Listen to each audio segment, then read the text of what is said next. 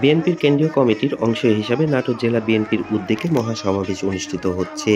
আজ বিকেলে শহরের মাদ্রাসা মোড় সংলগ্ন ভবানীগঞ্জ মোড়ে এ সমাবেশটি শুরু হয়।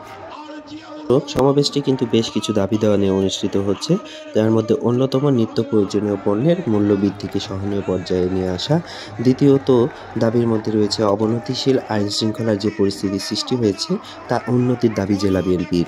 দ্রুত গণতান্ত্রিক যাত্রাপথে উত্তরণের জন্য নির্বাচনী রোডম্যাপ ঘোষণার দাবি তাদের এবং রাষ্ট্রে পতিত ফ্যাসিবাদের নানা চক্রান্তের অপচেষ্টা মোকাবেলার সহ বিভিন্ন দাবি জেলা বিএনপির।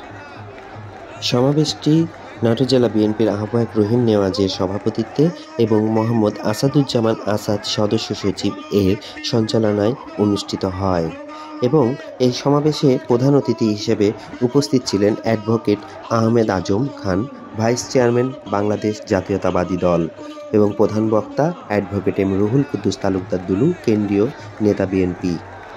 শেখ হাসিনা আওয়ামী লীগ জাতিসংঘ থেকে আজকে ঘোষিত হয়েছে, স্বীকৃতি দিয়েছে শেখ হাসিনা খুনি।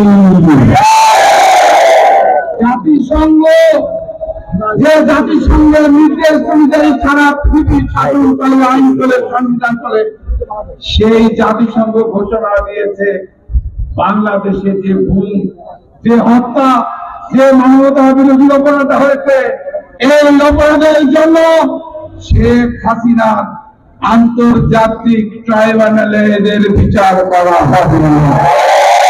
আমি যে নামগুলো বললাম, আমি ইনশাআল্লাহ যদি বাঁচিয়ে রাখে এই প্রত্যেকটা হত্যাকাণ্ডের জন্য আওয়ামী লীগের যারা সংশ্লিষ্ট, প্রশাসনের যারা সংশ্লিষ্ট, প্রত্যেককে আমি বিচারের মুখোমুখি করবো ইনশাআল্লাহ। Abhijit Majumdar, Times today, Natore.